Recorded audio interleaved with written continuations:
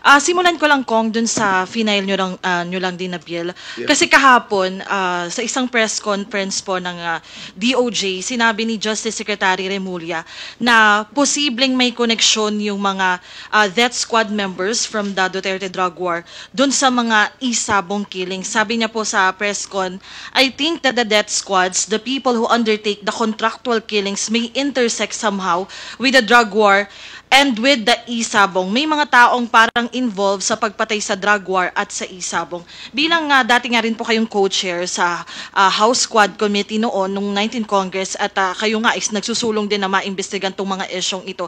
Ano pong masasabi nyo dun sa posibleng connection? Alam mo, totoo lang, very revealing yan, no?